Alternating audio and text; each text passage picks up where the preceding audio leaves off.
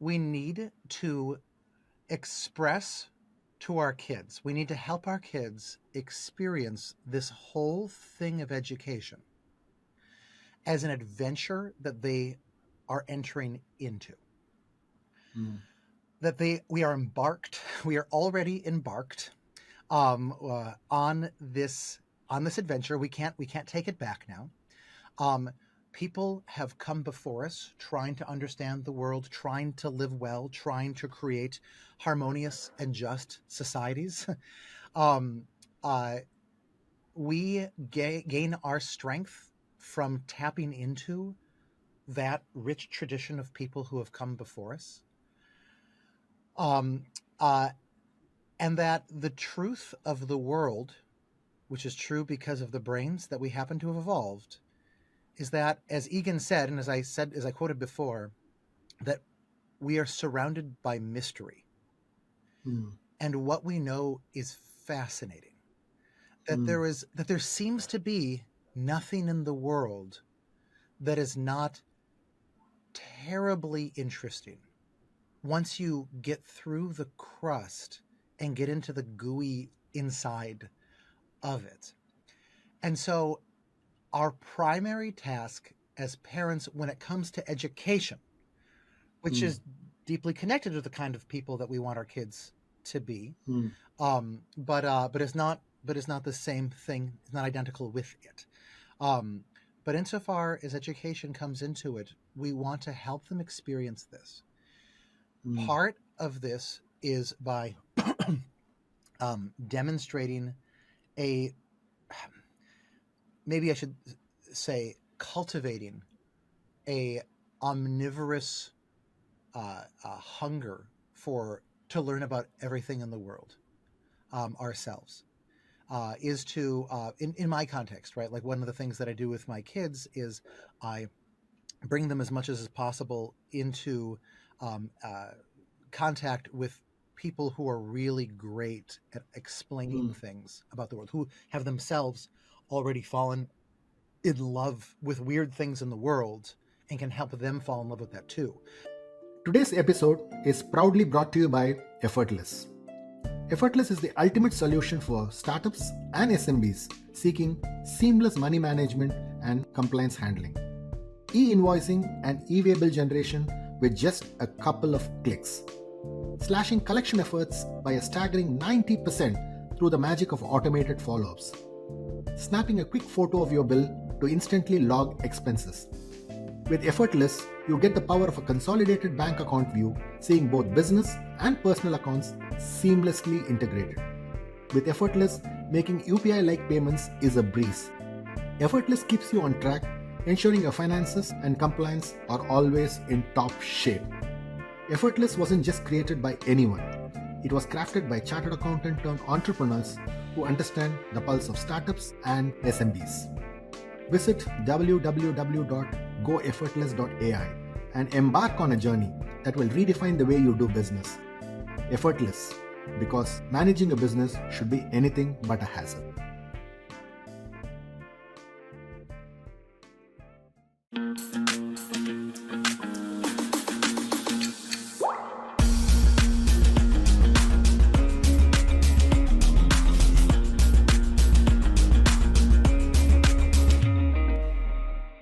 Hi, Brandon. Lovely talking to you today, and thanks for accepting my invite. It's fascinating to talk to you. I have heard your book review on the Educating Mind, October 2023, in uh, the podcast, and it was one of the best ones that I've ever heard. And it's a long one, but a fantastic review of the book. So, thanks a lot for accepting my invite. Thank you so much for inviting me onto this. So, Brandon, I wanted to kick off this conversation with the hero that you look up to, the book that you figured out in the library that you start with, right? Yeah. So talk to me about your hero first and tell me what are the things that uh, you found amazing, that allowed you to kind of look at and say, hey, I need to look at schooling in a new way, and I need to transform the way I think I need to teach to kids. So talk to me about your hero. Tell me a little bit about it, because people in this part of the world may not know about him. So I don't want to name him, but I want you to start off with a tribute to him. I think the way to talk about that is to say a little bit about where I was when I discovered the work of Kieran Egan. Mm. Um, I in I was the sort of student who never was told that I was actually supposed to care about the grades that I got in my classes. I just, whatever I just studied it because I fell in love with it. I'm now diagnosed with attention deficit hyperactivity disorder, ADHD. And looking back, I see that I had an ADHD fueled childhood where I would just get really interested in some new topic and go to the library and read a dozen or 3 dozen books about that topic. And I was able to connect because I sort of developed this well rounded understanding of the world. I was able to find what was exciting about any of the topics that I was learning in school, with almost no exceptions. The exceptions were the interesting things, the hard things. But then I got really good grades when I was in high school, and I got a free ride to an undergraduate education, a really great honors college where I was trained in the great books tradition, and was never. Probably somebody told me at some point that I was supposed to care about grades, but I never was able to make myself. And so I just took whatever classes. I think probably somebody else told me that I should care about what my major was in college, but I never cared about it. I had no plans for what I was going to do after I graduated. I just saw college as an opportunity to take whatever the shiniest classes were at any given beginning of term. So 3 years into college, the university sent me a letter and said, "You really are obligated right now to declare what the topic is that you are studying." And so I picked world religions. And then after 2 years of that, I realized when I was about to graduate, I realized, wait a second, I can't get a job with a degree in world religions. What am I going to do? I need Mm. to do something practical. And so I decided to stay on a fifth and very expensive, not covered for by my scholarship year, and got a very practical degree in history, which Mm. is obviously not actually a practical degree either. I thought I could maybe become a history teacher. And this just show I was the first person in my extended family to go to university, and just shows like the absolute naivete that I was approaching the world with. Um, but then I graduated in those things, and loved, virtually every class that I Mm. took, and I learned so much and learned to fall in love with so much of the world. And then my final year of college, I happened to read a book by someone that you and members of your audience may know, a man named John Taylor Gatto, Mm. sort of the enfant terrible of American education, a man who had gotten the New York City Teacher of the Year award sometime in the 1990s, and then the next year quit teaching in Mm. a huff with an essay called like why I'm quitting teaching, or why schools suck, or something like that. And he became the face of this sort of intellectually quasi respectable camp that said, okay, schooling doesn't actually work; it's actually bad for students. Mm. And I found his ideas tremendously exciting, and I still wanted to be a teacher, but I didn't have an education degree, and so. What does one do in that sort of situation? One becomes a tutor, and so I became a test prep tutor, and I opened a couple of businesses with some people with test prep, and ended up specializing in very high end test prep for people who have ADHD. Mm. But then along the side, I realized that I couldn't keep scratching my intellectual itch just by doing this, even though it was an opportunity to get into cognitive science and get into, well, honestly, mostly cognitive science and performance science, and the psychology of memory, and the psychology of working memory, and the psychology of how people learn educational psychology. And so I started teaching on the side just a whole mess of different classes. Again, whatever sounded the most interesting with our local homeschooling community in Seattle, where I was living at Mm. the time. So I teach classes in history, because I actually had a degree in that: European history, world history, American history, but I hated teaching the same thing twice. And so I would go out of my way to find opportunities to teach classes in, big history, history from the Big Bang Mm. to the present and looking into the future studies, courses in world religions, courses in philosophy, courses in worldviews, from theism to naturalism to nihilism to existentialism to pantheistic monism to postmodernism, classes in the philosophy of evil, courses in happiness, right? Mm. All these intellectually very rigorous courses that I would teach with very brilliant, thoughtful, such cool kids, high Mm. schoolers mostly, but also preschoolers, also elementary schoolers, also college students, some middle schoolers even sometimes. And I would teach all these things and teach all these subjects: science, um, uh, reading, literature, and I would fall in love with, again and again, this or that approach to education. Mm. And what always happened was that I would learn about classical schooling, or I'd learn about Montessori schooling, or Waldorf, or unschooling, or whatever, and I would read a book or two on it, and I'd get so excited, and I would so naturally see what was beautiful about it. And I would then finally get around to meeting some people who did it and found out that the thing that they understood, the piece of education that they understood that really was beautiful, was just that one thing. Mm. And it was never any of the other insights that Mm. anybody else had had. And it would be very disorienting and confusing for me. And so I figured that, okay, what I need to do to actually understand education is I need to go back to school. I need to get a degree in this. So I enrolled in on paper, very good master's program in the social and cultural foundations of education, Okay. sort of aiming toward a philosophy of education sort of element, but also integrated with how education actually works through history and through sociology and through economics and all of those things. And I found it to be an intellectual wasteland, with some important exceptions. But most of my classmates were not thoughtful about education. They were doing it because because it was a professional degree. Most of my professors were not intellectually interesting people. Mm. Some of them were just there to, get a job, to do a job. Here's what the book teaches. Let me push this into you. Others were ideologues of one sort or another, who were very close minded about, Okay. who came into the class with, there is one exact answer to the questions that we will ask in this. And my job is to give you the illusion that we are having a exciting, open conversation while bringing you to this answer. And if you do not get to this answer, bad things will happen. They wouldn't have put it that way, but that Mm. was very much my experience of that. Mm. With, to be clear, a small handful of very excellent exceptions.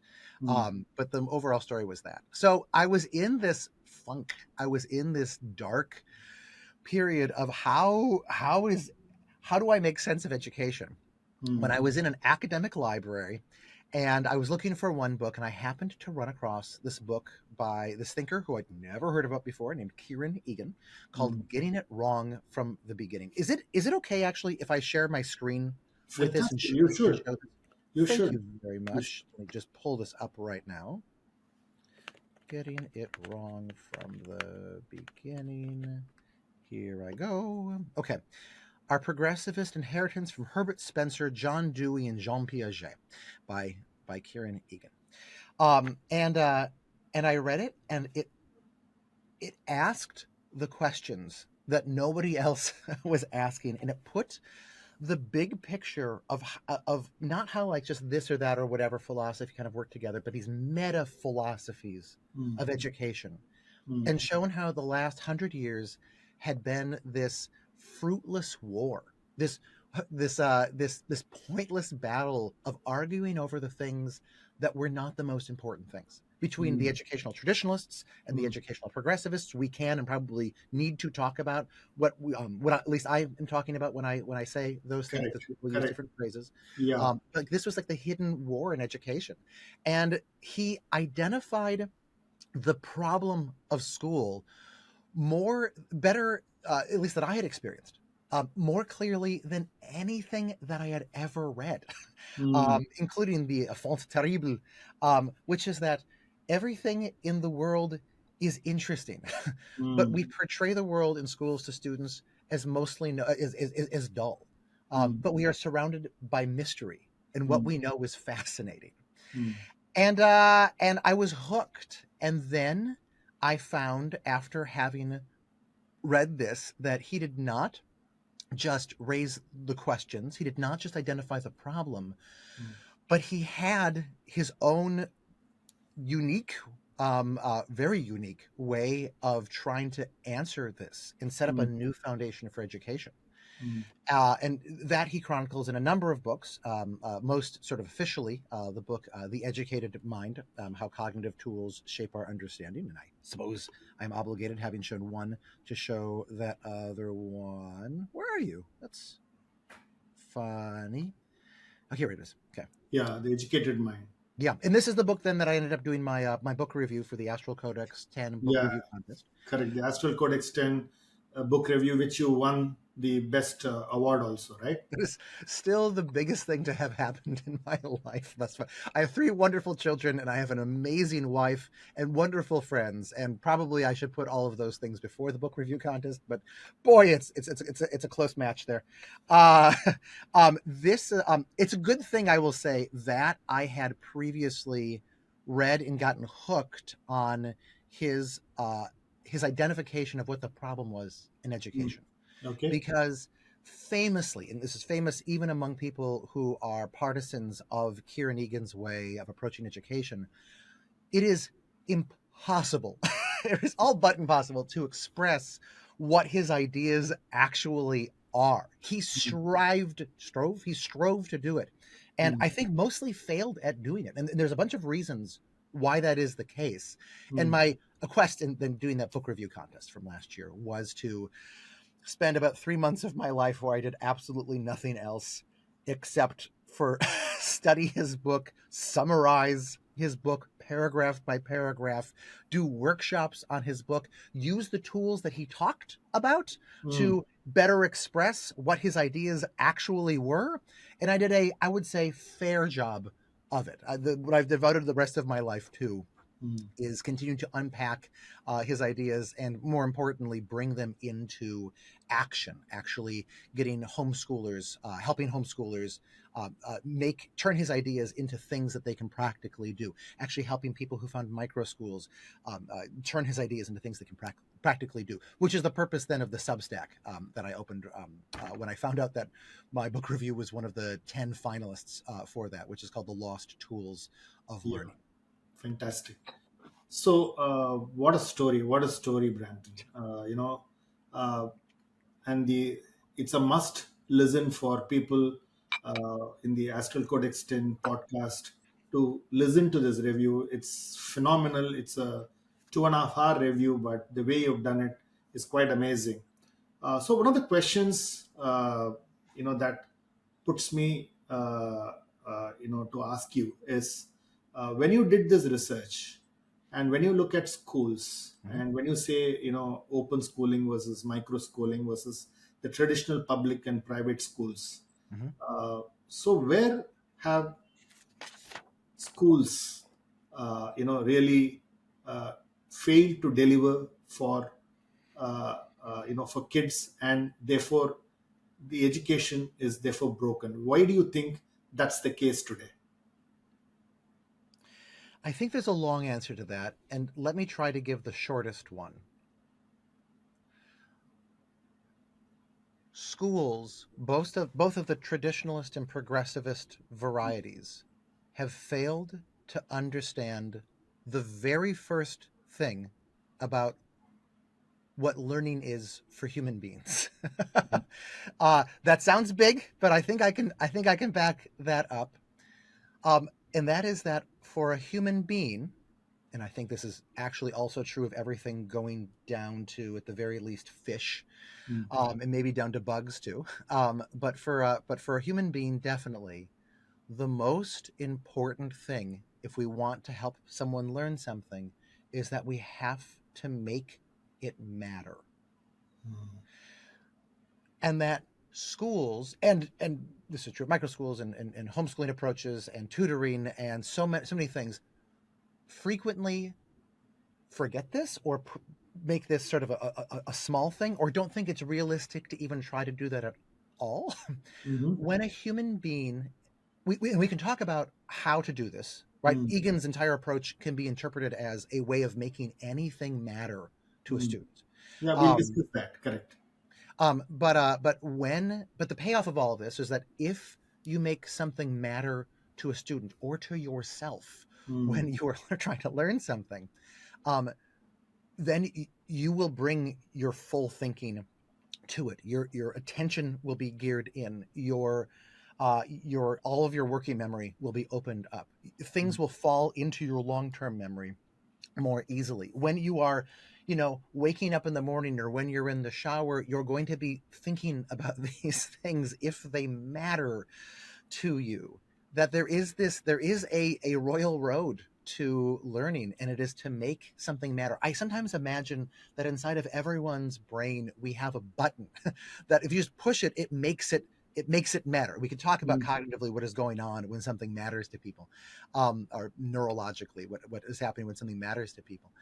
But I imagine I imagine it like there's a button inside of there, and as long as we can hit that button and keep that button hit when we Mm. are teaching, when we ourselves are learning, then we are geniuses, Mm. or something that maybe is not as august as the word genius, but I think really the word genius does come into it, right? There's that fake quote by Mm. Einstein: "Everybody is a genius," but if you expect a fish to climb a tree, I'm going to get this quote wrong, but if you expect a fish to climb a tree, it will live its entire life thinking that it's an idiot. I'm really butchering that quote, but there really is something that can be called genius that is natural to the human condition, Mm. and of course there is, because it's the only thing that we have going for us. We don't have claws. We don't have thick hides. We don't have horns. We don't have plates on our back. I think I'm getting dinosaur-y here. The only thing that we have going for us is the 3 pounds of slimy slime that is the seed of reason inside of our heads. Mm. And so it makes sense that we should all be kind of genius. Mm. But we're only that when something matters to us. So I think that is the major mistake, the major missed opportunity of both traditionalist and progressivist approaches to school. If I okay, so can I? I'm actually curious about this because I'm never sure in conversations how much I should use those terms, or Mm. whether I should reword them, or whether I should do whatever. So I'm curious, when I say the educational traditionalists and the educational progressivists, what comes to your mind, if anything? So the traditionalists are the people who probably have a certain framework, uh, which is standard templates, which is what I call as the a production mindset to education, Sure. right? Which is there are certain grades, there are certain subjects. You Yes. go through the process, you get your degree, you get your you make them job ready, if I were to call it. Okay. Yes. Yes. The progressivists, as you call it, right? Hmm. Hmm. Progressivists, as you call it, are a little more saying, you don't need to do what the world does. Go through open schooling, go through a different form of education.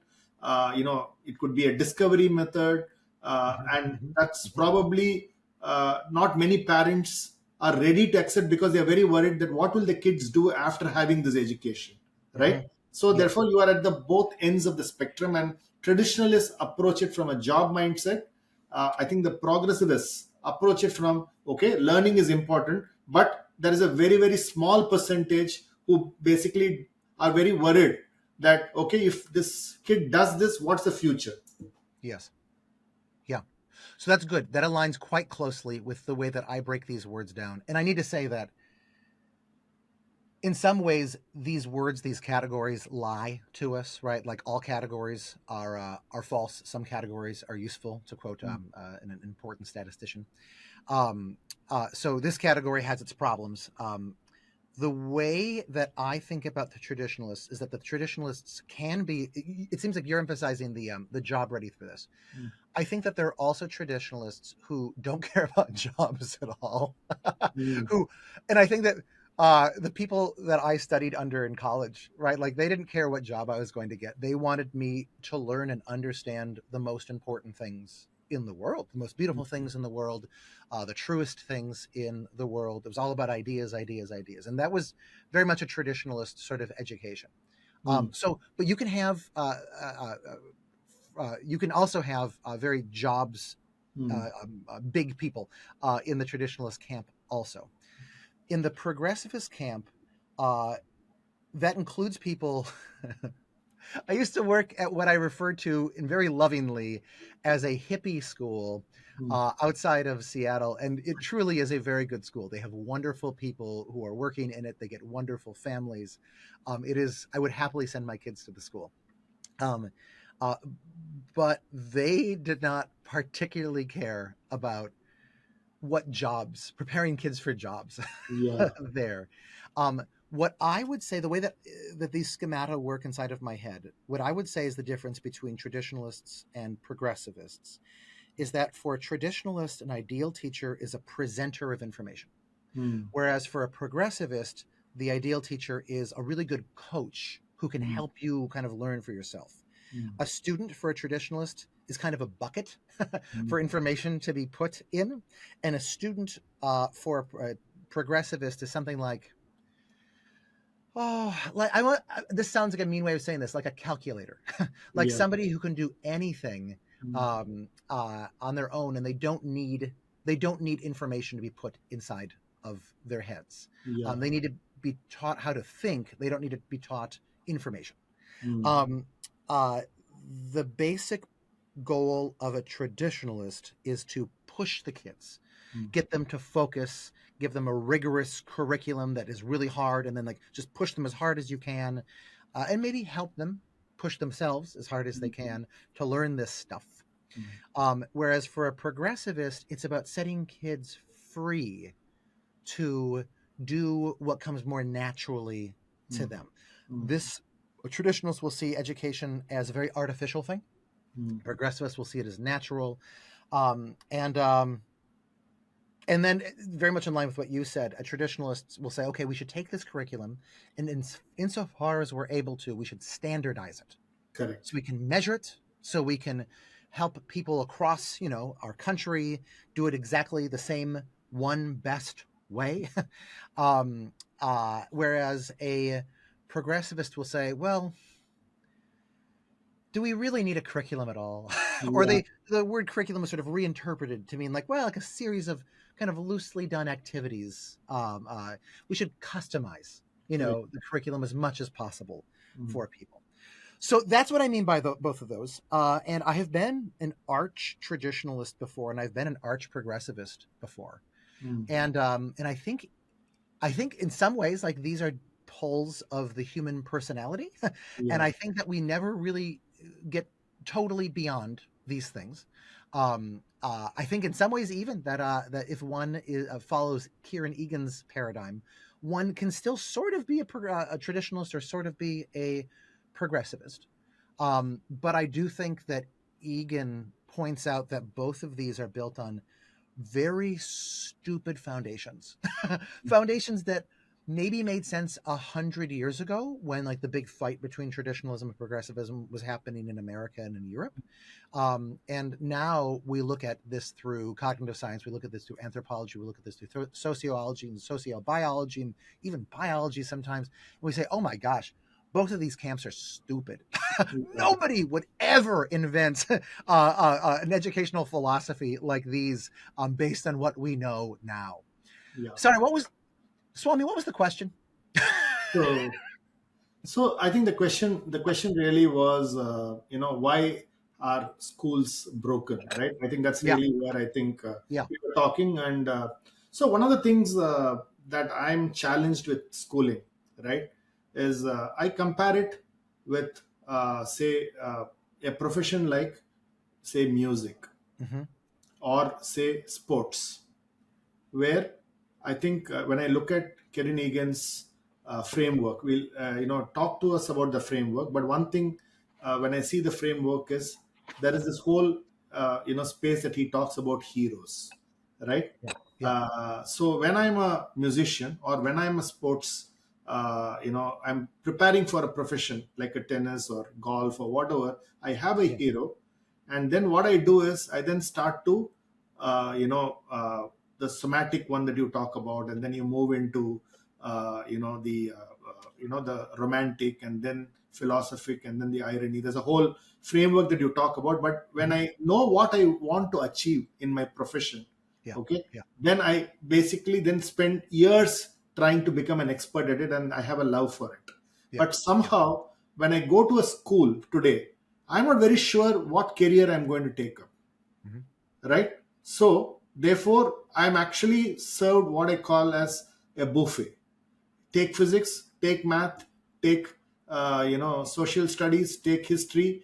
You figure out your interests, and suddenly I do not know what I'm good at, and I lose confidence, and Mm-hmm. then I'm actually not sure what I'm going to do. But imagine if I were to say, okay, this is a class for computer scientists, Mm-hmm. this is a class for architects, Mm-hmm. this is a class for so now I know a mental model of what I want to be, and you can keep switching, right? Mm-hmm. So therefore, when I look at schooling, probably the challenge 100 years back was you're preparing factory workers, Mm-hmm. okay?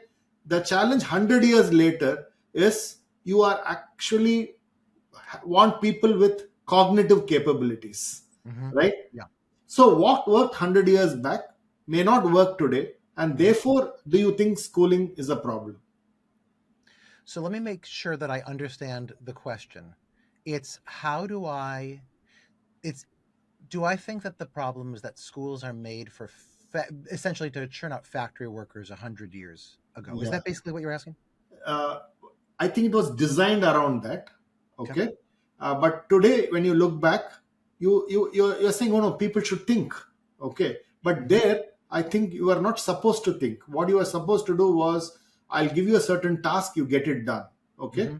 Therefore, you get it done very well. I think you are perform. But today, I actually put you into things which I do not know how you will solve the problem. Mm-hmm. Okay. Yeah. So therefore, when most schools prepare you for, I would think, problems that are known, therefore you can solve it. While today the world is more and more becoming, I do not know what the problem itself is. Go figure it out and solve the problem. Okay. Yeah. Yeah. Okay. And now the kids are not ready for something like that, and that's the reason where the philosophy of Carl Egan appealed to me, because you're saying, no, go and figure out the world, Mm-hmm. right? Yeah. And I think that is really what appealed to me. So is my Yeah. understanding right? I think your understanding that I'm hearing right now is looking at Egan from the parts of Egan that agree with progressivist a progressivist approach. Mm. Um, and right, like I think that there are a lot of progressivists who love Egan, and I think that he brings out some of their best elements. So yes, let me just say that much of what you were saying, maybe all of what you were saying, is in Egan there. But I think that there's a bigger picture for what Egan is suggesting Mhm. that is missing from what you're suggesting right now. Is it okay if I say that on your podcast? Am I Of course, allowed? of course, of course, you got to contradict and correct me, and that's fantastic. I think that's the expectation. I'm suddenly reminded of the title of the name of the podcast. In fact, I feel like maybe I am, in fact, Yeah, fulfilling the name of it. Um, Okay, I want to. Can I first back up just because I have ADHD, and if I don't say this, if I don't address this part right now, and it's not important, but I think it's so interesting, and nobody ever says this. I never heard anybody say this, and I think it's yeah. Yeah, so let me just jump in and say something that I want to address with this. When I first fell in love with education and fell in love specifically, like I said before, with the work of John Taylor Gatto, the guy who wrote the Underground History of Education, who wrote A Different Kind of Teacher, was the book I originally read, the Enfant Terrible. He was actually one of the major voices who was bringing this sort of story of education, that schools were designed to pump out factory workers. He was bringing that into the educational conversation. And I think to a large extent, to whatever extent that is a common thing that we can hear smart people say now, is because of him. Mm. I think that I think that his perspective on this is largely true. Mm. I used to see this as a villainous thing, because factory workers, that's terrible. Mm. And then I worked in a factory. I had a lot of odd jobs, and I realized, it's actually hard to work in a factory, and I'm terrible at it. It's not easy. It's not putting people down. It's actually like was the most helpful economic thing to help them rise up. So I came to appreciate that. I think in America right now, we're actually seeing the effect in behavior, in students' behavior in classrooms. I know personally people who are also personal friends with teachers who have left the teaching profession because of discipline problems, by being like punched by students and having their heads of schools not back them up. Because I think in some ways even the heads of schools are saying, well, but we don't want to make schools into just training to be a factory worker. Yeah, we need to treat the students as moral agents. They've gone so far in that direction that now schools can't even run. Schools are so chaotic, at least in some situations. I feel like this is a moral panic right now in the United States, and I'm always skeptical of moral panics. But I think that also, I think that was seen as a problem in education 100 years ago, that, oh no, we're just pumping up factory workers. And I think that in some ways, educational traditionalism and educational progressivism arose to try to fix that problem. Okay. And the traditionalists said, what we need to do is pump these kids full of the most important, most beautiful, most true ideas that humanity has ever had. And that explains why a lot of, at least in America and Europe, the upper high school curriculum is given to so many academic things.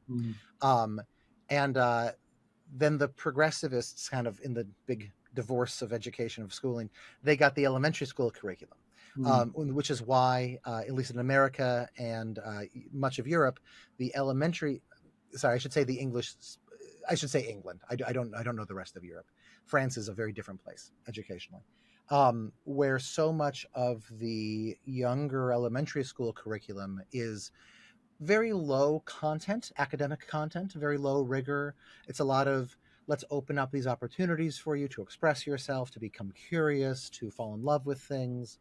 So this is sort of the Frankenstein monster that we have now of schools, that begin with 5 or 6 years of traditionalism and end with 5 or 6 or 7 years of, at least 4 years of traditionalism. And I will say that this is the worst of all possible worlds. I think maybe if you flipped it, actually, it might work better. If you had traditionalism first and progressivism second. I'm not sure about that. I will push back on the idea that the problem is that we're just pumping up factory workers, because I think that we've been trying to fix that problem for 100 years. And I think that our attempts to fix that problem have now become the problems that we've been trying to fix. And we've never been able to fix the problem. We've never been able to make schools into the places that everyone agrees that we want them to be, intellectually vivacious, vibrant places where kids are learning all sorts of new ideas, learning about themselves, learning about the grand world around them, catching up with the biggest insights of science, but also learning about their local communities, right? Learning what it is to be a human being. Everyone more or less agrees. They'll use different words to describe this, these two camps, but I think that there's a beautiful vision of education that incorporates all of that, that everyone more or less agrees on, and everyone more or less agrees that we are failing terribly at that. Whew, okay, sorry. That is my response to the factory sort of Perfect. thing. Do you want to Perfect. respond to that? Because I can also I can piggyback off of the other thing that you said about well, there's a crucial word, a secret word that you said that I think is the secret to solving everything. But do you Hmm. want to respond back to what I just said? No, I agree with that because so one of the things that that makes me think about this is because so when these kids end up in a workplace, uh, uh, they are not they are actually trained to address a problem, but the workplace does not does not give you the problem. You've got to comprehend the problem, Yeah, right? And yeah, suddenly when you have to comprehend the problem, they're asking a question saying, tell me what to do. Okay, while their bosses are actually telling them, go figure out the problem and solve it.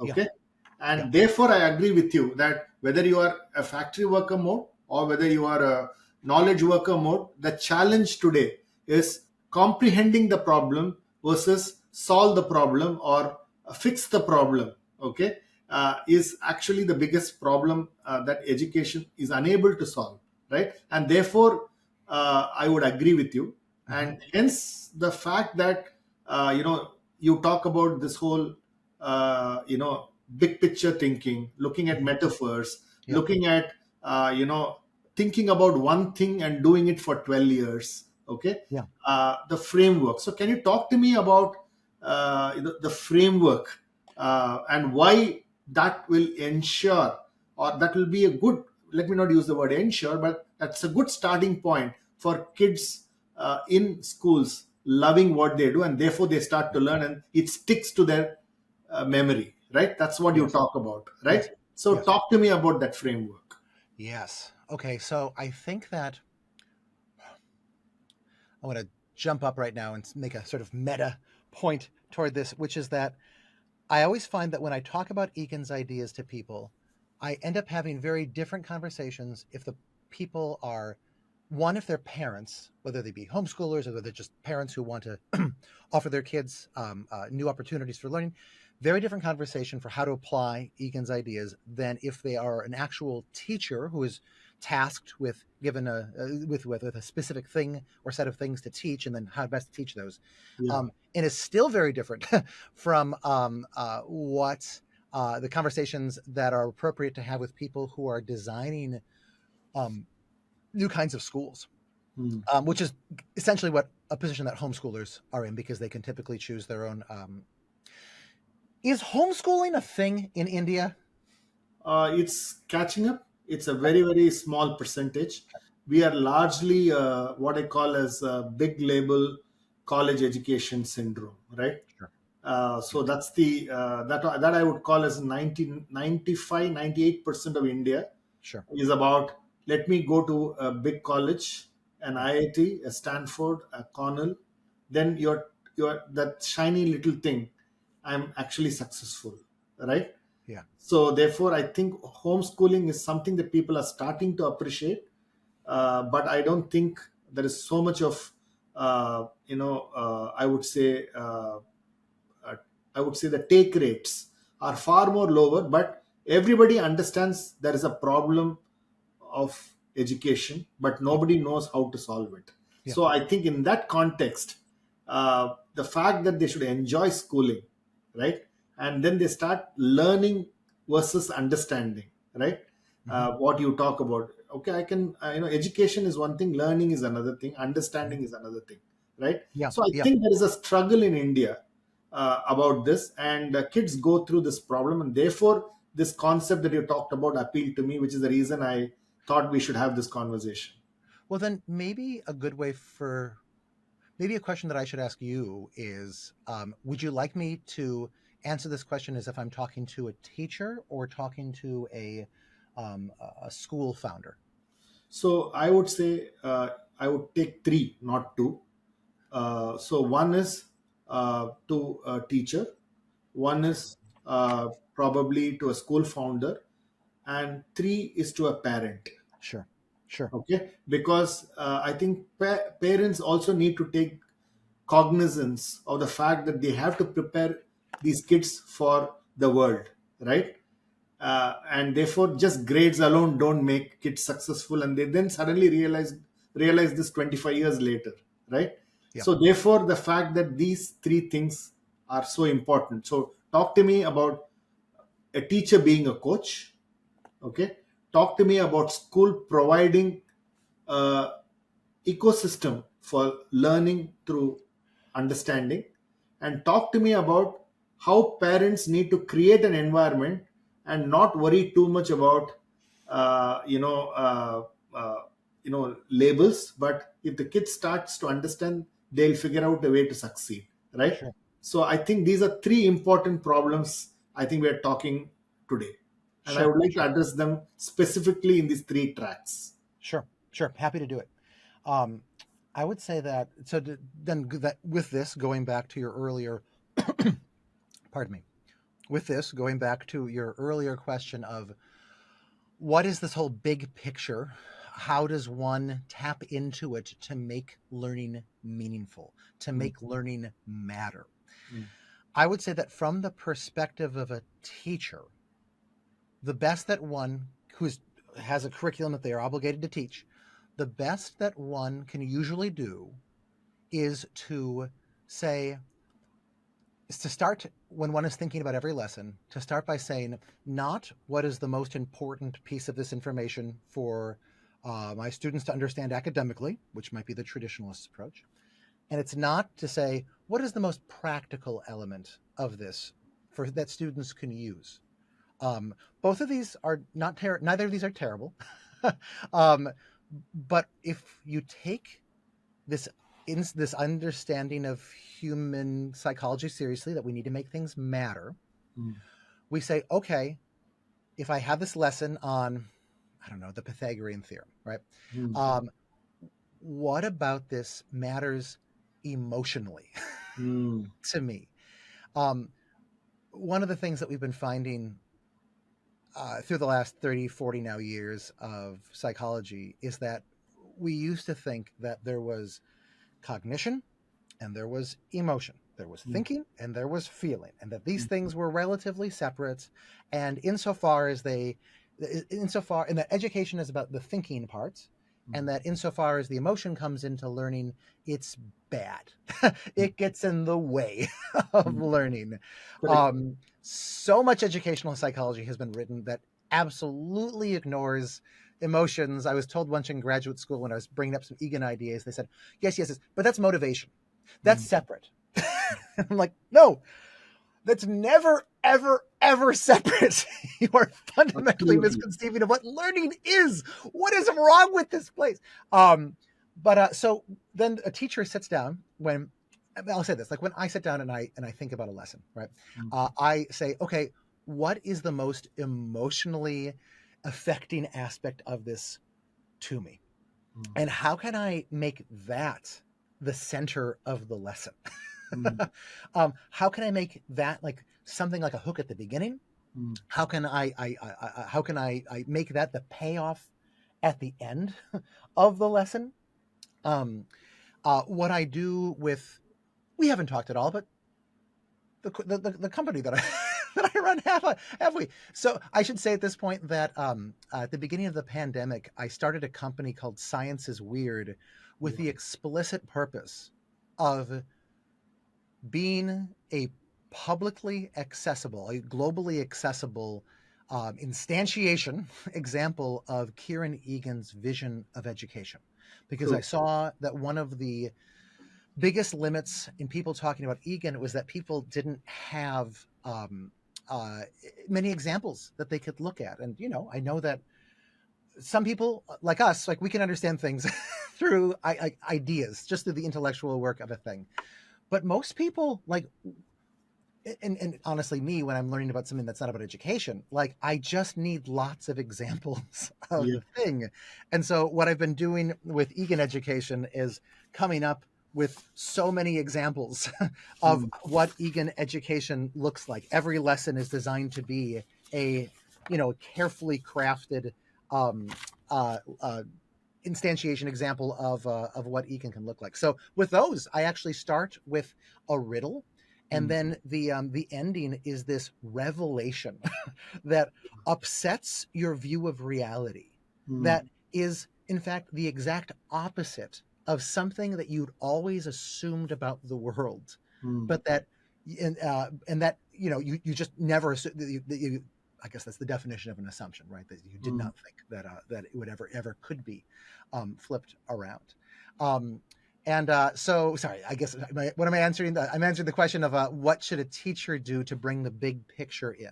Yeah. One should imagine that your students are meaning makers, Mm, that what that they try that they have this view of the world, this emotionally charged view of the world, and you should find the aspect of your lesson that most is exciting, shocking, even for that, and then you should have the whole lesson be a way of sort of pulling out and exploring mm. that one insight, or at least that is a way of bringing Egan in. Beautiful, beautiful. So I'm going to intervene here, Please. Brandon, and say, imagine I was teaching something like calculus, and Hmm. you run a company. Science is weird, right? Yeah. So you're talking about, say, calculus, and you say, hey, as a kid, I really, and I'm assuming you're in the middle school, or maybe a high school, where you're really talking about calculus. Hmm. And one thing you talk about is bringing emotion Hmm. and relevance, Hmm. and the impact of calculus, how it can help in the world, right? So I Hmm. think one of the articles that you write about is about the eclipse that you've written, saying is, okay, sun is how far is sun, how big is sun, okay. So you have to give it as metaphors, and you explain it so beautifully. So imagine I was teaching calculus, Uh-huh. okay. So if I was a teacher, if I have to bring emotion into the classroom, Yeah. okay, and make it exciting for the kid to go back and start thinking about calculus, Hmm. okay. So what would you suggest as the path to take this into Egan's principles? So I love that you use the example of calculus, because calculus is the one branch of math that I understand the least well. I,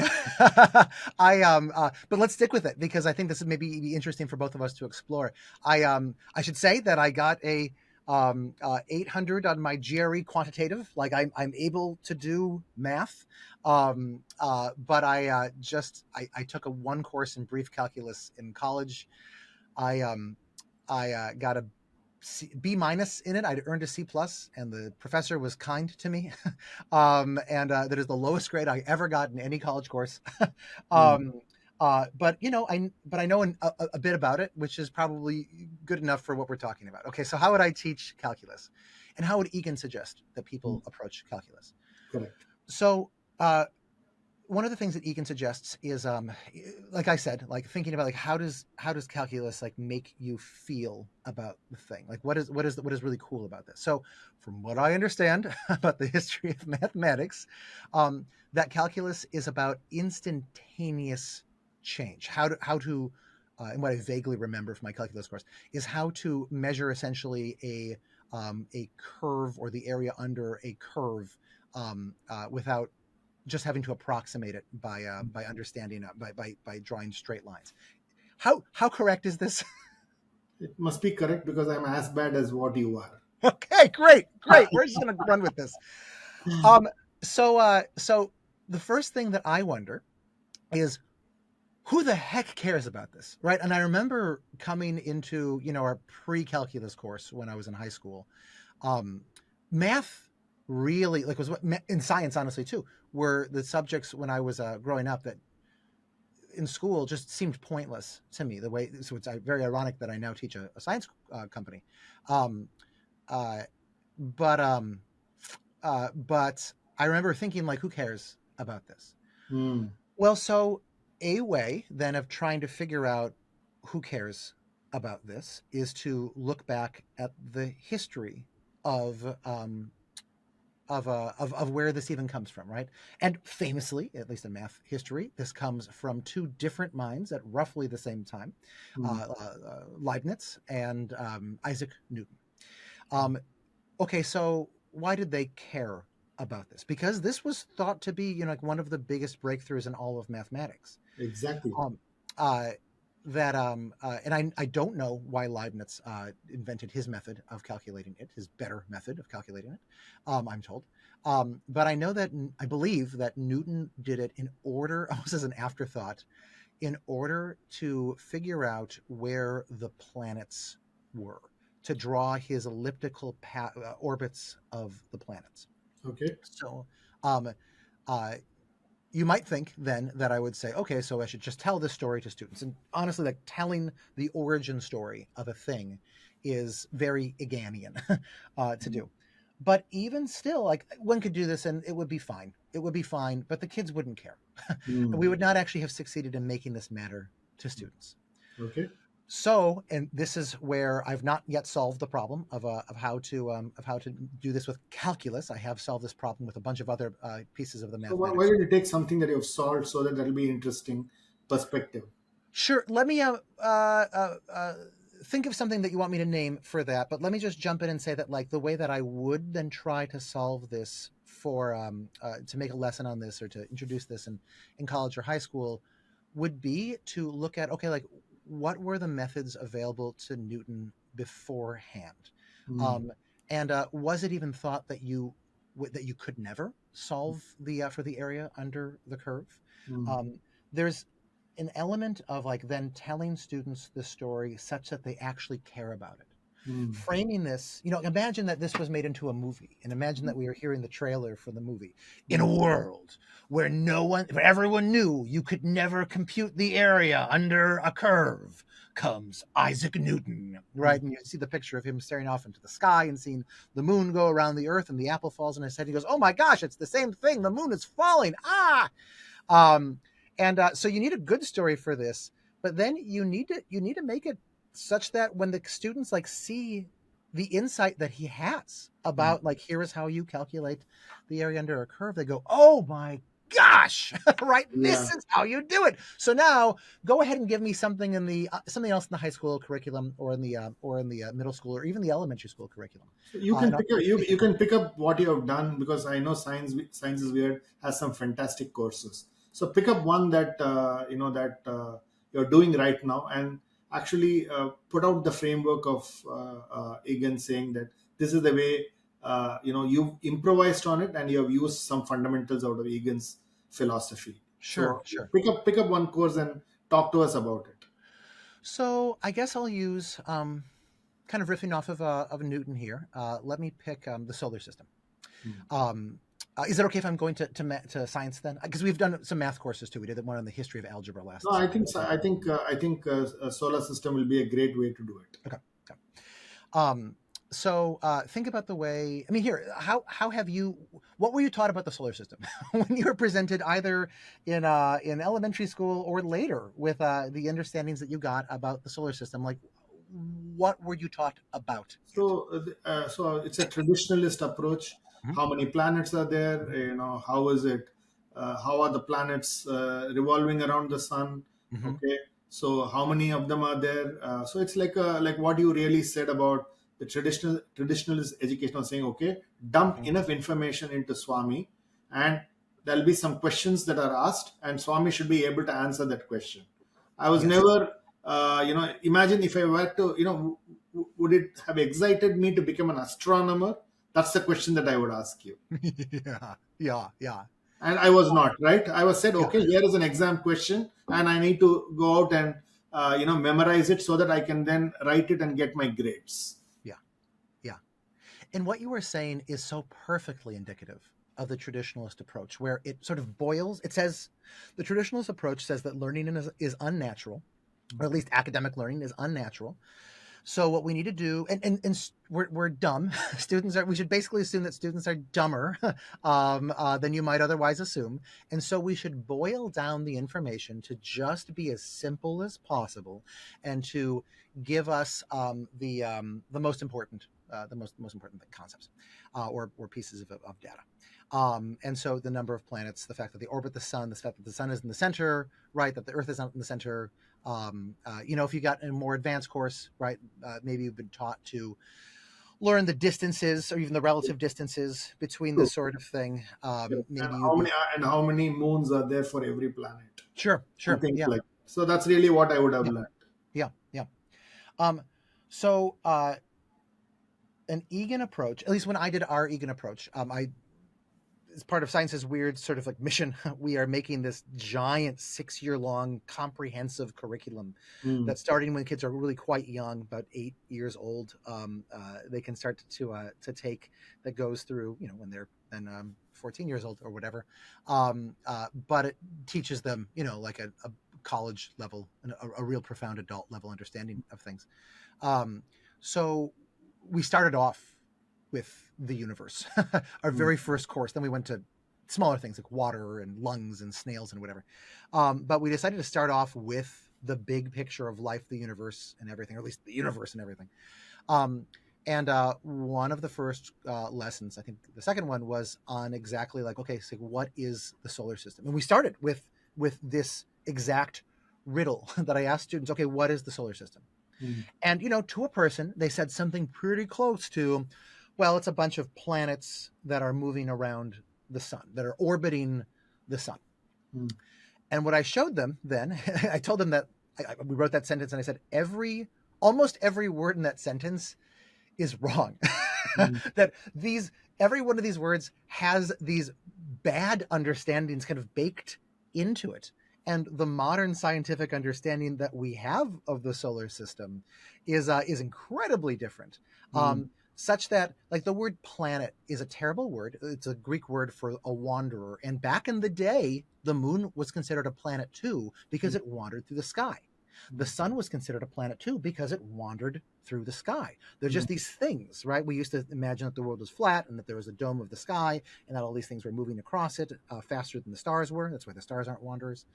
And so, like, no, like, it's not that there's a sun and planets, right? Like, or at least there's not sun and wander. They all are wanderers through there. Okay, so that's probably not a very helpful thing to say with this. But it's also not true that the sun is in the center. Not exactly. Mm. Because what Newton realizes, and we talked about the story of Newton a little bit, what Newton's breakthrough was it's not just Galileo's universe where the sun is in the center and the other things are going around it. It's recognizing that all mass pulls on other mass, and the bigger something is, that the more massive something is, the more it will pull on things. So the sun orbits the planets a little bit. They're all orbiting each other. Beautiful. This is crucial because kids want to have, just naturally, right? We have this sort of essentialist understanding of the world where we want to imagine that, like, the sun, like, is in this one role and it does this thing. No, like, the atoms that are in the sun are not special atoms. They Mm. are doing just the thing that atoms always do wherever they are. They're pulling on other things, and the sun is something that gets created out of that. I apologize. I cut you off a second ago. No, no, that's okay. I think it's beautiful. I think the real question is you're going back and telling a story, the big picture. From the big picture, then you start to build the riddles and the metaphors, and then you actually go back and give examples. That's really how you are building the story, so that I get inspired by the story, and therefore I then start to get more curious. Right? I think Yeah. that's really the role of the teacher, is what you're talking. I think yes. I think if I think what's then missing in that take on it is that it's not just examples, because examples can be terrifyingly dull. Mm. Okay. It's that what Egan suggests that we do, and this is particularly true with science. This is actually less true with something like history. Yeah. In history, I think he invented his whole system based on history. So he actually, in some ways, has more to say about history than he does about science. But in history, it's a different thing. But in science, especially, it's about what are the students' assumptions. Let us flip that over. Mm. So then, by the end of that lesson, and by the end of the lesson, you realize that, wait a second, like, even the word orbit is wrong. The word orbit means orb, it means sphere, means ball. Once upon a time, we thought that the planets were moving on these literal glass crystalline balls around us all Yeah. of the time. We just couldn't see them. We saw through them to the stars behind them. And so like the word orbit has a misunderstanding baked into it, and you think, oh, who cares, right? I don't care about the etymology of that word. But we do when we understand that the old way that we saw the universe was that the Earth was in the center, and that everything was going around the side of us. And then we switched that. We said the sun is in the center, and the Earth is one of the things going around. But we never switched the perspective.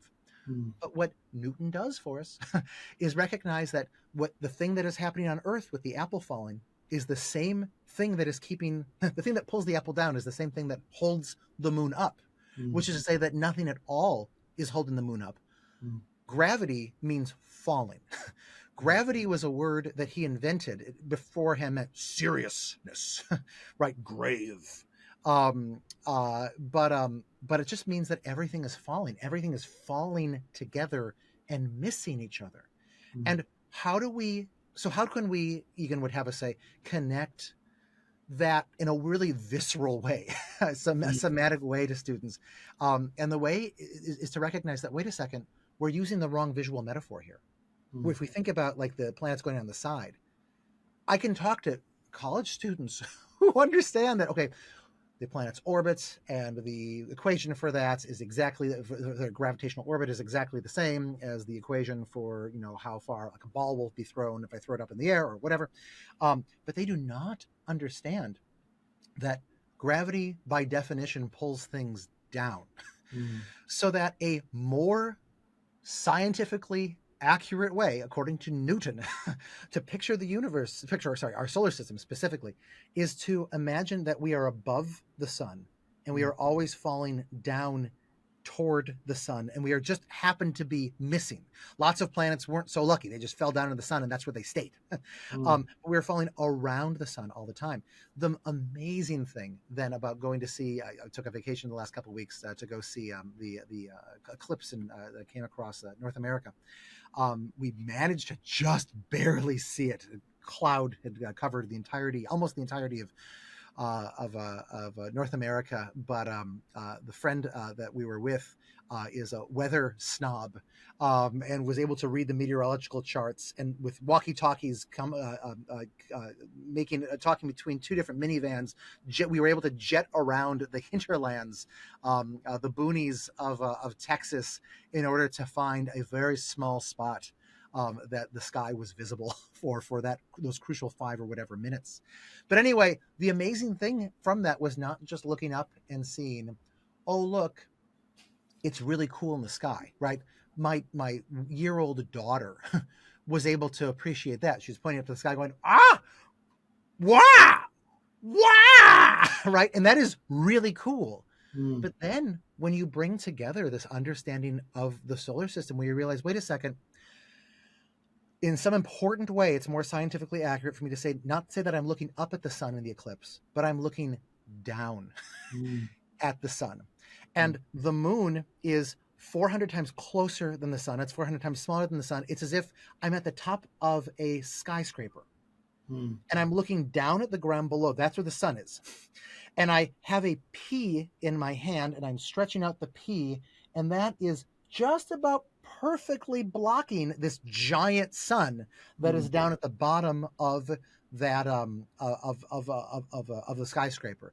And the pea is the moon right there, and like the Earth in this situation would be about the size of a tennis ball or something. That I'm like I'm looking from the tennis ball to see the moon, and it's blocking the sun, and then to recognize that in the eclipse you can not only see the stars. You can always see the stars at night. That's not particularly interesting. It actually is in some important ways if you know what stars you're looking for. But the amazing thing is that you could see Venus and you could see Jupiter. And I didn't think of this before I saw the eclipse. I thought about that afterwards. So I'm only doing this now in my memories. But you can see the entirety of the solar system with your own eyes. You can see Jupiter going around the sun. You can see Venus going around the sun. And if you actually then look at a 3D model and look at how far away these things actually are, oh my gosh, you can see everything. It is the closest thing that we have in predictable human experience to having a religious experience. I mean, I guess psychotropic drugs might be something similar, but this is something that like it's like going to like the Grand Canyon or like some sort of Yeah. natural feature where you're just overwhelmed and you know you're going to be overwhelmed.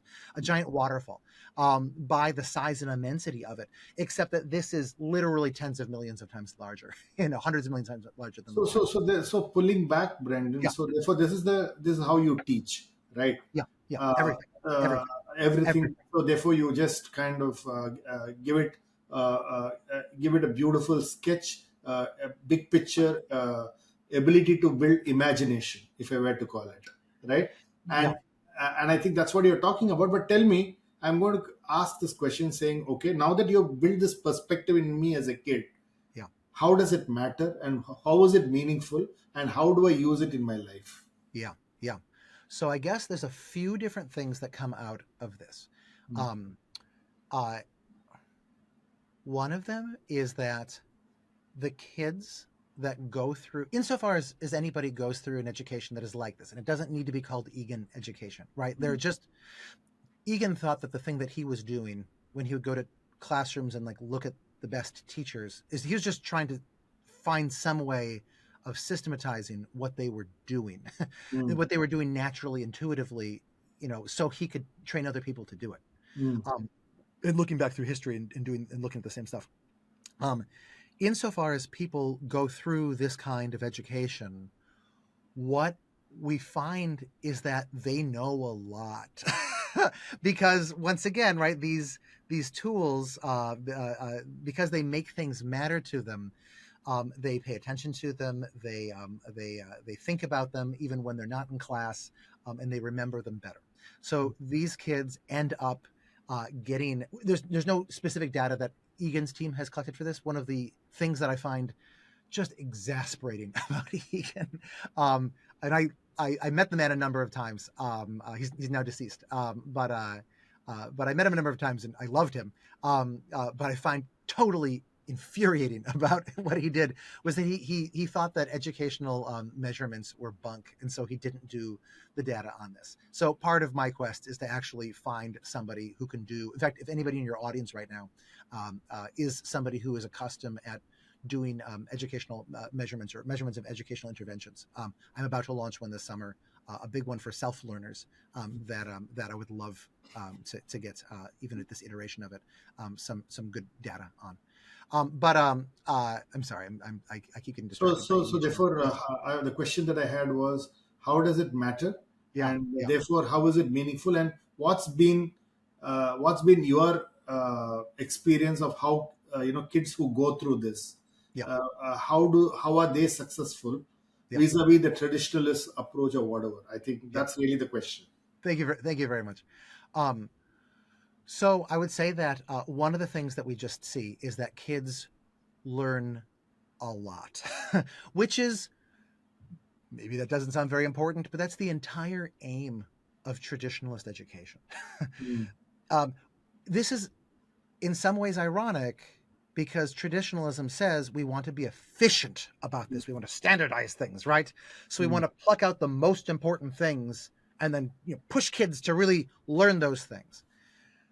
From that perspective, I feel like the kind of lessons that we've just been talking about seem terribly inefficient to them. Wait, why are you asking riddles?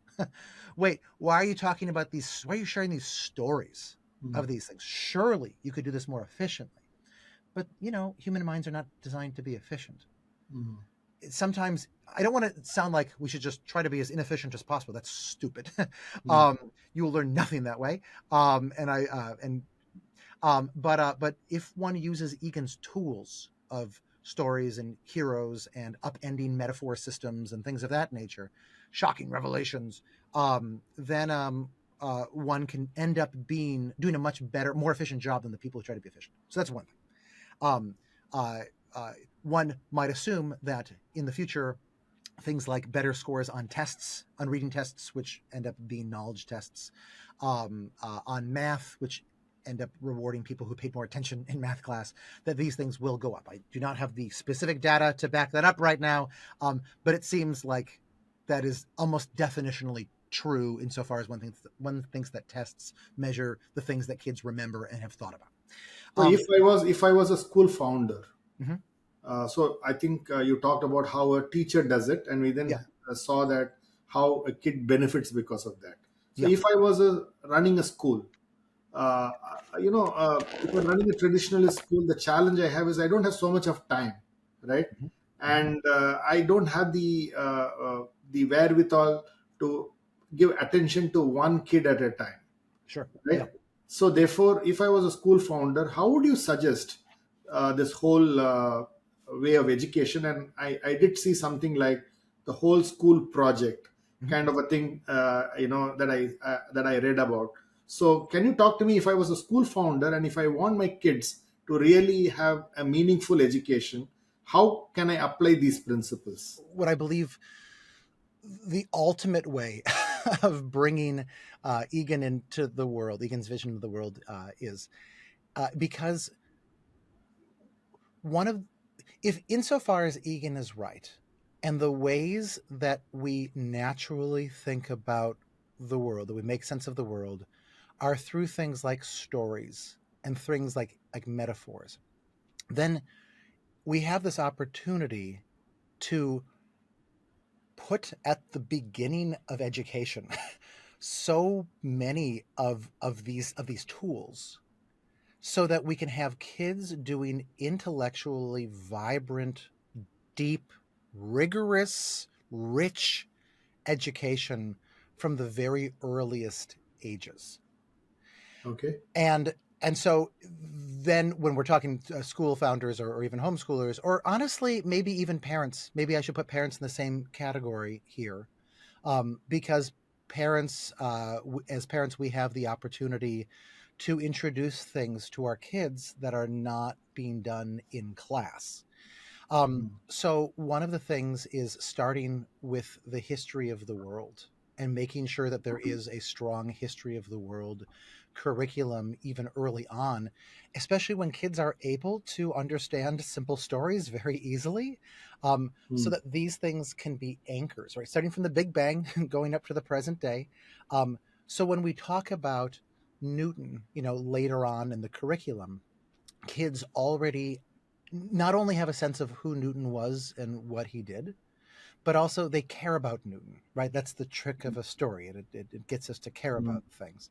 And they have some sense as to what his intellectual milieu was, Hmm. and what kind of person he was. It means that if we make a very rich curriculum from the very beginning, um, then we can just build on that, and understanding grows like a snowball rolling downhill.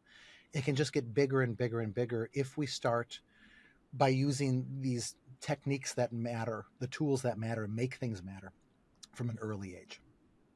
So talk to me about the cognitive tools and the framework of Egan. Yeah. Can you talk to me about that? Yeah. This is the hardest. This probably is the hardest part of Egan. And I've been working even since writing that book review, which is available in text for any of your listeners who prefer text. If they go to my Substack, Mm, losttools.substack.com, there'll be a button near the top where you can access the book review either in the audio format or a couple different written formats. Um, I've been struggling to how to express Egan's big idea more simply, and here's what I have, and then I can put it in terms that I said in the book review. We might imagine that there are two basically human ways of understanding the world: the way mm, of logic and the way of stories.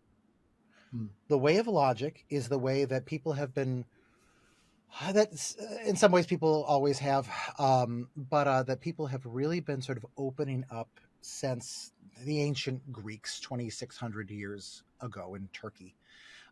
It flourished especially in ancient Greece. It flourished again in the Renaissance in Europe. It flourished in the Enlightenment, maybe more clearly than ever. Um, one of the my perpetual holes in my understanding is Indian history, but I know that Yeah. India has a to say rich is to underserve it, a rich philosophical analytical Yeah. tradition. And one of my little side projects that I'd like to do in the future is see how historically we see this kind of way of logic Mm. developing in India. You see pieces of it developing in China too. You see pieces of it developing in the Americas also, but in other places. But this is what schools have been set up to teach kids: how to reason, how to know the results of science and modern math and even modern history, understand the way that the world really is. Truth is important here. Concepts are important here. Abstractions are important here. Um, but meanwhile, there has been from, probably going back at least 100,000 years, maybe 200, maybe a half million years for Mm. for humans, this way of story, where when Mm. people suddenly be able to are these apes that begin to be able to speak, we suddenly are able to tell stories, and our sentences are small stories.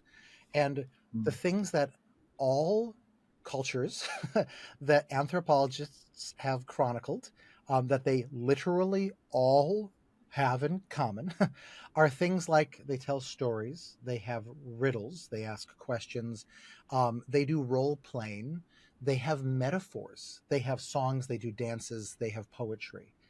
I'm probably forgetting a bunch of really important ones. They have the ability to think in terms of vivid mental images.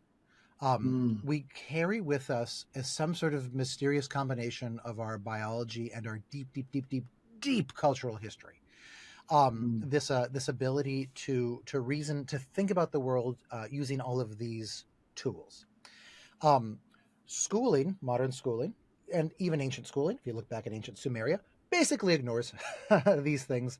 Um, in fact, when Egan points out, when in history we start to really develop this way of logic under people like Plato, they say Mm. that the problem is that these things are too powerful. And that what we need to Mm. do is we need to destroy these things, because these things are compelling, and these things Mm. are not do not necessarily point us to an accurate way of seeing the truth of the world. They are illusions, they lie. And so there is this attempt to by the people who advocate this way to destroy these things at worst, and at best to see these things as, well, maybe they're helpful. Maybe, sure, you could tell a story. You could use some metaphors. Sure, that's good. You should do that. You should do that a bunch. These people will say, but they don't understand that these ways of story, that they are the ways that people became brilliant, routinely became brilliant, to survive in a world that thought that they were delicious. Mm. That they were the way not only of individuals being smart, but I mean the way that individuals become smart, right? Arguably, Neanderthals had higher IQs than us. They definitely had bigger brain to body ratio than we do. Um, but our language and these tools, these stories, they allow us to connect up with the people who are around us, to make the things that they care about become the things that we care about, and to learn to understand like what the whole world is by being part of a group, by being part of a tribe. Um, Egan's basic idea can be stated as: it's not that this is good and this is bad. It's the way of logic is good and the way of story is bad. It's not that they're both good.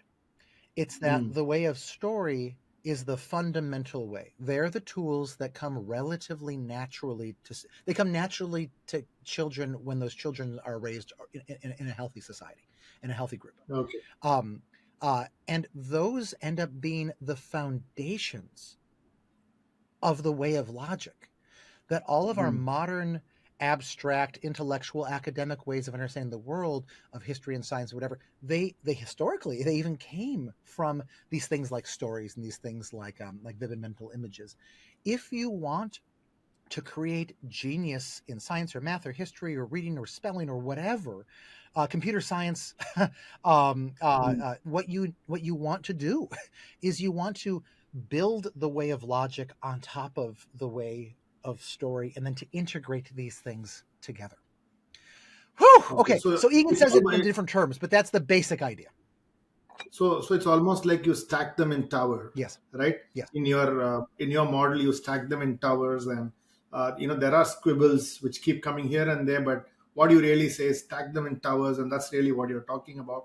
So if I were a parent, Brandon, uh, what should be the way I should prepare my kid, and what are the things that I should be ready for, because this is not the traditional thing. So it's you're almost putting them in a treadmill, right? Today, I have a kid, I put them in the treadmill, I hope something will come out of this treadmill, right?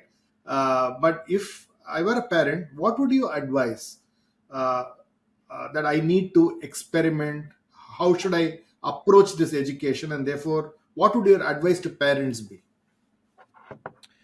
So I just found out a couple weeks ago that I got a grant to write a book this summer on Egan for parents.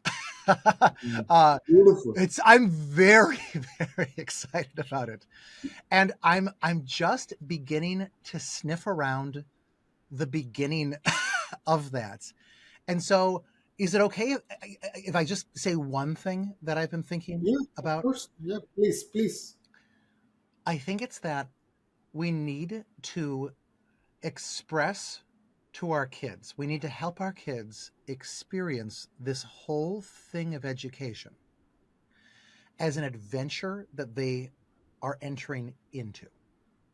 Mm, That we are embarked, we are already embarked on this adventure. We can't take it back now. Um, People have come before us trying to understand the world, trying to live well, trying to create harmonious and just societies. um, uh, we gain our strength from tapping into that rich tradition of people who have come before us. Um, uh, and that the truth of the world, which is true because of the brains that we happen to have evolved, is that, as Egan said, and as I quoted before, that we are surrounded by mystery, mm, and what we know is fascinating. mm, That there seems to be nothing in the world that is not terribly interesting once you get through the crust and get into the gooey inside of it. And so, our primary task as parents when it comes to education, which mm, is deeply connected to the kind of people that we want our kids to be, mm, but it's not the same thing. It's not identical with it. Um, but insofar as education comes into it, we want to help them experience this. mm, Part of this is by demonstrating a, maybe I should say, cultivating a omnivorous hunger for to learn about everything in the world ourselves.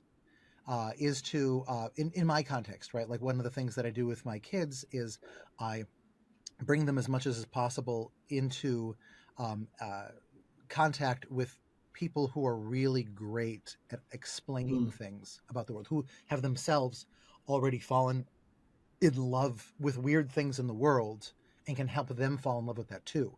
This is the sort of thing that back in the day you would have needed to be an aristocrat and to hire, a tutor for your son or daughter in order to do this. Um, and nowadays you need to be able to go to a library and figure out, what are the 10% of children's books that are actually good, as opposed to the mm, 90% which are scams, which are garbage books. Um, it means that you need to know how to go onto YouTube Mm. and to find the educational channels that are actually good educational channels that are, which is maybe 10% of the educational channels, that are not just, here is what the here's what the standards say is most important to know, and so I will teach it to you in a very efficient way. Terrible, terrible, terrible, terrible, terrible. But actually is made by somebody who has themselves fallen in love with biology or zoology or physics or math or whatever. My son is in love with a number of physics channels on YouTube. Kurzgesagt, for your listeners, just like the two that are the most wonderful and still unknown by a lot of people is the channel Kurzgesagt, which is German Okay. for in a nutshell, Kurzgesagt, quick wise, quick smart in German, which is about science writ large. It's animated and it's amazing. And then the channel Tierzoo, Tierzoo, which is about zoology. Uh, Okay. which are the most Eganish channels ever. They I'm sure they've never heard of Egan, but Mm. they're so Egan-y without realizing it, and they just help kids fall in love with the topics that they talk about. So as parents, you are saying prepare that environment and spend time in actually getting them to love what they are learning and what they are studying, and build the build the big picture for them, and get the best experts to keep talking to them so that they are able to imagine. That's really what you're talking about, Yeah. right? Yes. Yeah. Yeah. And I would say that the word, Beautiful. and I would say that using the definition of the word imagine that Egan used, Egan named his method imaginative education, which is a name that Yeah. I will never forgive him for inventing because imagination means all sorts of different things to all sorts of different people. For him, Yeah. imagination was his code word for when you love something and you think about it using stories and concepts and your body and an understanding of how it is heroic and just all of these kinds of understandings combined and mixed together was his word for imagination. Yeah, yeah, So tell me, Brandon. My last set of questions are, there's one thing that Egan talks about, and which you also talk about, which is all these subjects are connected, is what you say, yeah, right? There is, for example, there is some connectivity between mathematics, chemistry, physics, and you beautifully put it in your website, Science is Weird, where you say, you know what, these are all made up of atoms, and chemistry is about actually this, and I read that it's so fascinating. So do you really believe that this, the way these are all connected, is fundamental to how you then start to think about the concept of science itself? yes, absolutely. um One of the images that we use on our website is a tower that at the bottom says physics, and then the next layer is chemistry, and then biology, and then earth science, then biology, then anatomy, then zoology. That every one of these things is grounded in the thing that comes before it.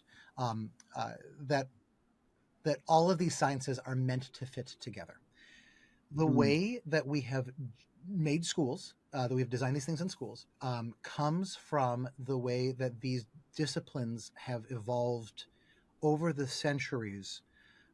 And they all come from sort of different starting points. They're all sort of connected to each other, but they have their own sort of origin story. Zoology does, and even different than microbiology or whatever. They have their own ways of doing things. They have their own terminologies and their ways of thinking about the universe, and even different kinds of people tend to go into these different subjects, which is even inside of the sciences, which I think is really interesting.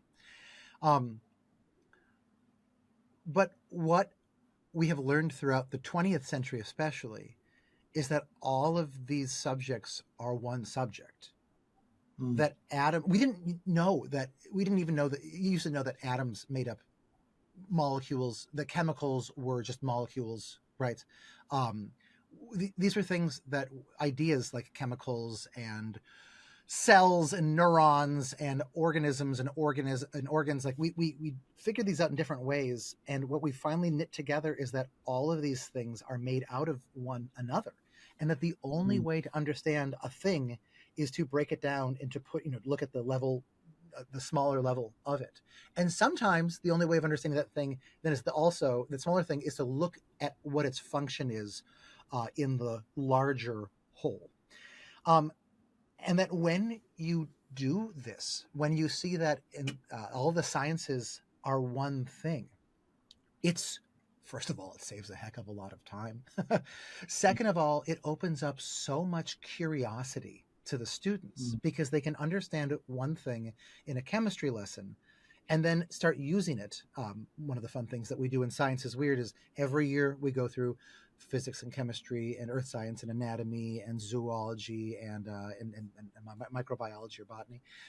So we keep doing these things, keep having these ideas, and then we connect them up together. That when you see science as one giant thing, you get to it opens up the whole world to students so they can ask questions between these different disciplines. But your question was a bigger one, I think, not just inside of science but inside of everything. And this Yeah. is like the real function, I think, of a good education, is that you get the humanities, and the humanities are integrated with the sciences that are integrated with the arts, and all of Mm. these things you see like are this one one thing. This is something that that Indian metaphysics classically gets much better than European metaphysics. That Absolutely. No, I'm just reading this out. Kieran Egan's definition of being educated. So I'm quoting him. Yep. He says, "You must know enough things about the world, and one must know something in depth, right?" So therefore, this whole Indian metaphysics, where you pretty much want to know multiple things, they're interconnected, and yet you need to know one thing in depth. I think that's really what I think you're also talking about. So that's just fantastic. So my last set of questions for you, which is like a rapid fire questions. So the first thing is, what does success mean to you, Brandon? Do you mean in the sense of like what is success for students, or like what does success mean for Brandon Hendrickson? Yeah, yeah.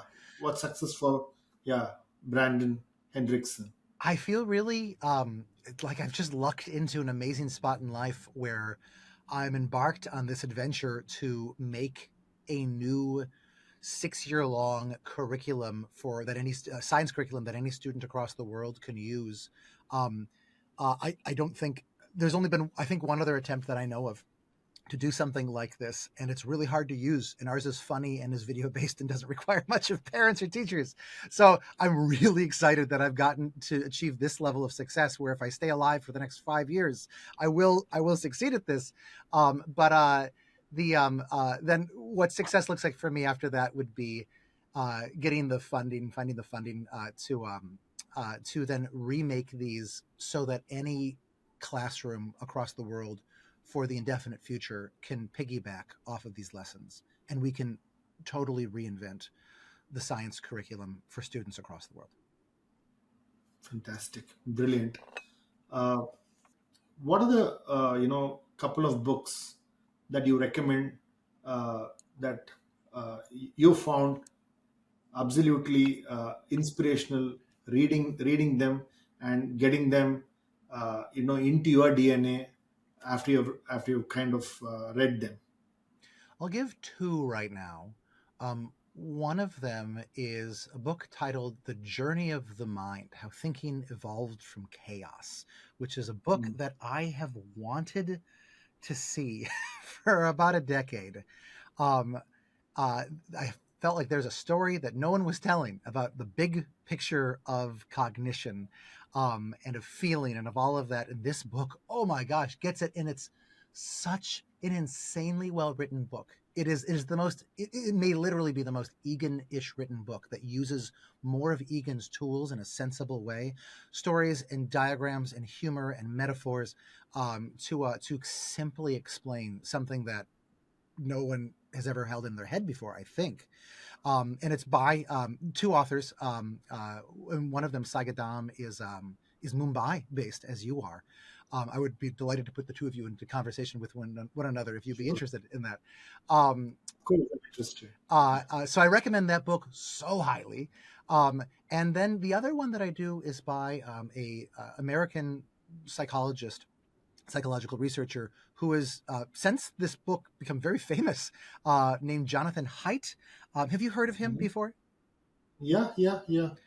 His new book, The Anxious Generation, is like what Yeah. everybody is talking about in the States. His previous book, The Righteous Mind, Why Good People Are Divided by Politics and Religion, is a tour de force. But the book of his that I fell in love with, and the one that I think is really his best one, is one that nobody talks about anymore, which is The Mm-hmm. Happiness Hypothesis, Finding Modern Truth in Ancient Wisdom. And it Mm-hmm. takes he started as a positive psychology researcher, looking at like what does it take to live a good life. This is one of the books that I read with high schoolers and college students, back when I did those classes. And it takes about a dozen of the biggest, most clear, most well sourced, well researched insights, controversial insights into what it means to live well. um, and then he examines those, from the perspective of an idea from some ancient wisdom tradition. So Buddhism gets one, Hinduism gets one, Christianity gets one, Judaism gets one. I think Confucianism gets one, Nietzsche gets one, Schopenhauer gets one, I think. And Plato gets, Socrates gets one. And if I'm remembering that correctly. And it's the sort of book that teaches you so much about world religious and wisdom traditions, and teaches you so much about psychology, and teaches you so much about how to live. So I'll say those two. Fantastic. Uh, what would be your advice to a 18-year-old in college today?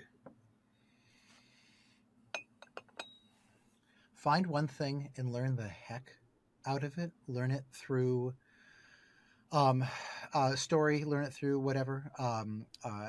Do all those things because you will be changed, and your understanding of what it means to understand something will be changed. I had an experience kind of randomly, a little bit like this when I was in high school, and it really upped the bar for what understanding meant to me, which fueled me for the rest of my life. And then I had another deeper experience where I studied um, the historical figure of Jesus, for 3 years in college, and it upped the bar even more for like what it means to understand something, what it means to be confident or whatever of something.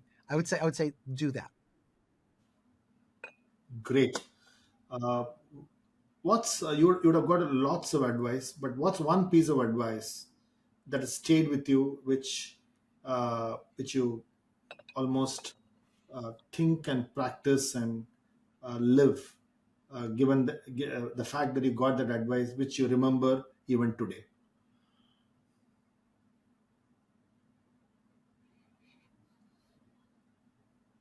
I've been fortunate enough to have so many wonderful people, caring, loving, wise people around me.